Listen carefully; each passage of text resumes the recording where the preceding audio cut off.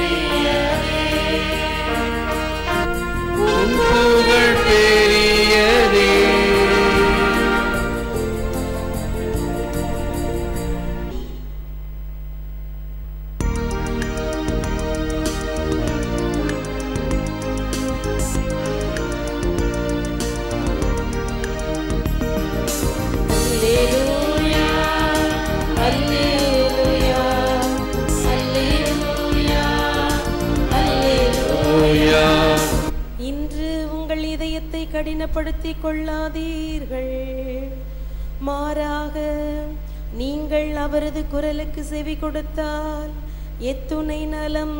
அல்லேலூயா. ஆண்டவர் உங்களோடு இருப்பாராக. புனித மத்தேயு எழுதிய நற்செய்தியிலிருந்து வாசகம். ஆண்டவரே உமக்கு மகிமை.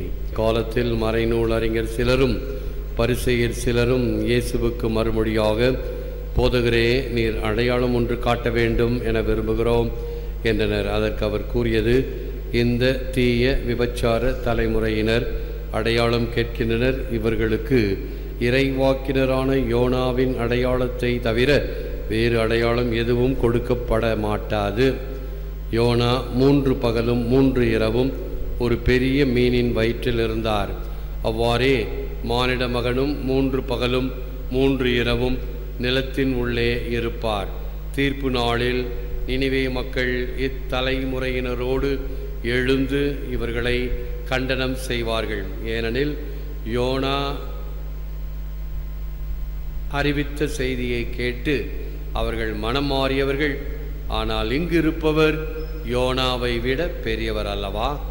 தீர்ப்பு நாளில் தென்னாட்டு அரசி இத்தலைமுறையினரோடு எழுந்து இவர்களை கண்டனம் செய்வார். ஏனெனில் அவர் சாலமோனின் ஞானத்தை கேட்க உலகின் கடைக்கோடியிலிருந்து வந்தவர். ஆனால் இங்கிருப்பவர் சாலமோனிலும் பெரியவர் அல்லவா?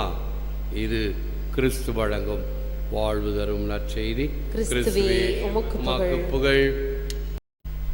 Behold, something greater than Solomon is here. இங்கிருப்பவர் சாலமோனிலும் பெரியவர் அல்லவா? இயேசுவில் அன்பார்ந்த சகோதர சகோதரிகளே, அன்பார்ந்த தொலைக்காட்சி விசுவாசிகளே, ஒரு நல்ல படம் வேண்டும்.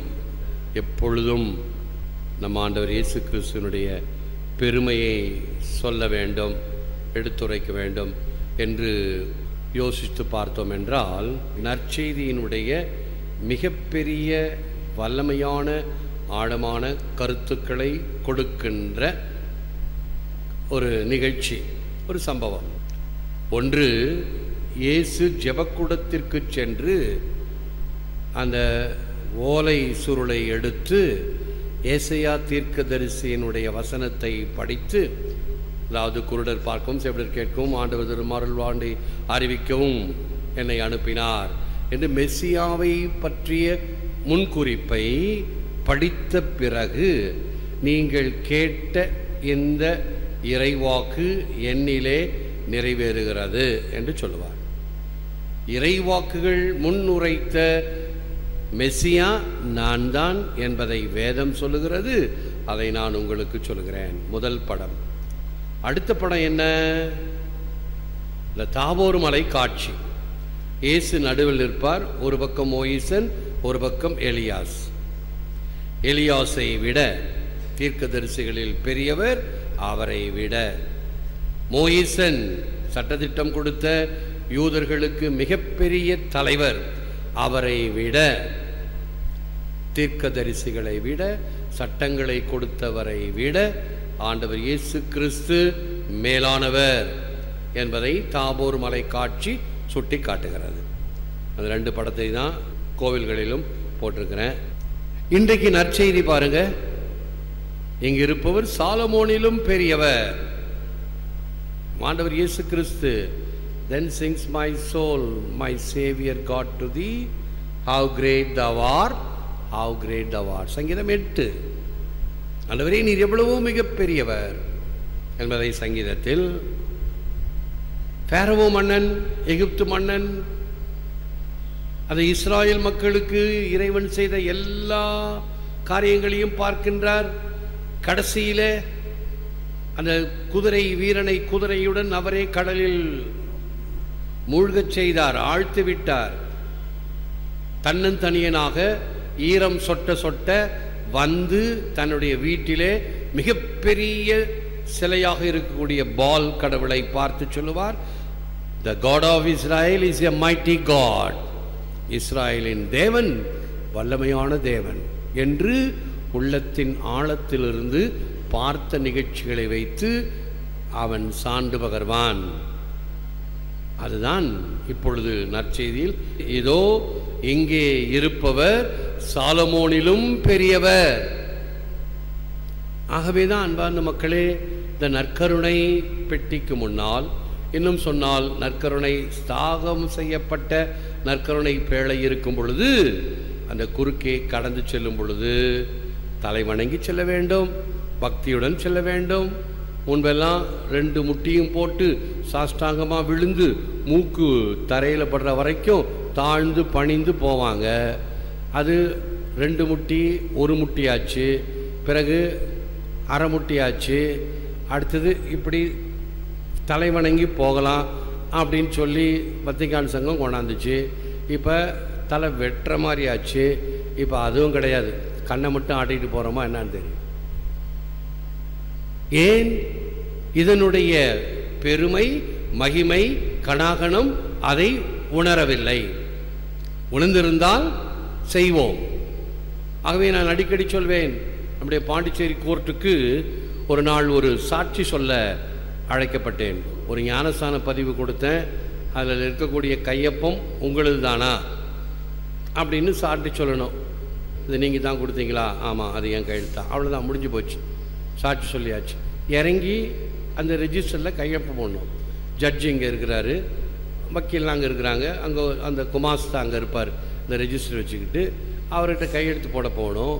அப்போ அந்த கூண்டுலேருந்து இறங்கி அப்படியே போனேன். இப்படி போகக்கூடாது. இப்போ நான் எப்படி போகணும்? அப்படியே போய் கோர்ட்டுக்கு பின்னாடி போய் வந்து கையெழுத்து போகணும். நாங்கள் அப்பா கடவுளே, ஒரு சாதாரண மனுஷன் ஜட்ஜாக இருக்கிறதுக்கு குறுக்க போகக்கூடாது, அப்படி சுற்றிக்கிட்டு போகணும் அப்படின்னு கோர்ட்டில் இன்றைக்கு நம்ம ஊரில் நடக்கிறது அல்லவா?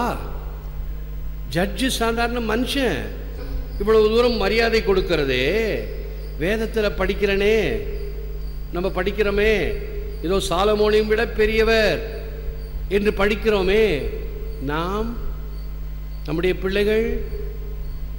பிள்ளைகளுக்கு அதை உணர்த்த வேண்டும். பிள்ளைகள் உணர்ந்தால் நிச்சயமாக செய்வார்கள். இதோ நம் ஆண்டவர் இங்கே நம் மத்தியில் இருக்கிறார், இம்மானுவேல் ஆகிய கடவுள்.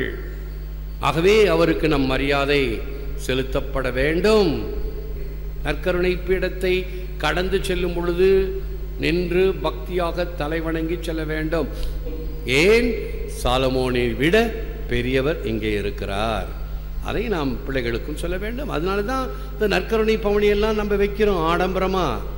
அந்த நற்கருணை பீடத்தில் நற்கருணையில் இருக்கின்ற நம் ஆண்டவர் இயேசு கிறிஸ்து சிலுவையில் தொங்குகின்ற அந்த சிலுவையிலே அவருடைய பிரசன்னம் இல்லை, ஆனால் இதில் அவருடைய பிரசன்னம் இருக்கிறது என்பது நம்முடைய விசுவாசம்.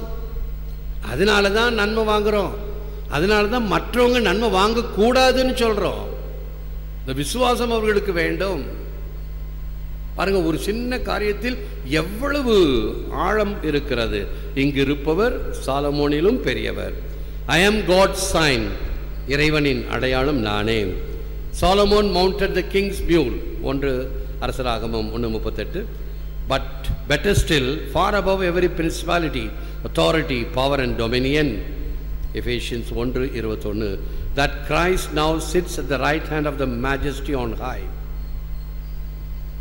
சாலமோனை தாவீது அரசரின் கோபுர கழுதையின் மேல் அமர்த்தினார். அதன் மூலம் ஆட்சியாளர், அதிகாரம் கொண்டோர், வல்லமையுடையோர், தலைமை தாங்குவோர் ஆகிய அனைவருக்கும் மேலாகவும் அவரை உயர்த்தினார். இப்போது கிறிஸ்து உயர்ந்து மாட்சிமிக்கவரின் வலது பக்கத்தில் அமர்ந்திருக்கிறார். அரசர்களை எல்லாம் எதிர்த்த அரசன் நான். என் ஆயுத சாலையில் அம்பு தயாரிக்கவில்லை, அன்பு தயாரிக்கிறேன். இயேசுமா காவியம். என் ஆயுத சாலையில் அம்பு தயாரிக்கவில்லை, அன்பு தயாரிக்கிறேன். அதுதான் என்னுடைய ஆயுதம். அன்பு என்பது வல்லமை, ஆற்றல் தருகின்ற வல்லமை. God's mother trusted God's word and she did not have to run out to the sepulchre to embalm the body of her son and to verify the sepulchre empty. She simply believed and she saw. கடவுளின் தாய் கடவுள் மீது நம்பிக்கை வைத்து இயேசுவின் உடலை பதப்படுத்த கல்லறைக்கு ஓடவில்லை. காலியாயிருந்த கல்லறையை சோதிக்கவில்லை. மரியா நம்பினார், பின்னர் கண்டார். எங்கேனும் இருந்து உன் அடியேன் உன்னை நினைத்தால் அங்கே வந்து என்னோடும் உடனாகி நின்று அருளி இங்கே என் வினையை அறுத்திட்டு என்னை ஆளும் இறைவனே. ஆகவே என்னை ஆளுகின்ற இறைவனே, உமக்கே நன்றி, துதி, தோத்திரம். முழந்தாள் இருப்போம். Lord Jesus, fill me with your Holy Spirit that I may grow in wisdom and knowledge of your love and truth.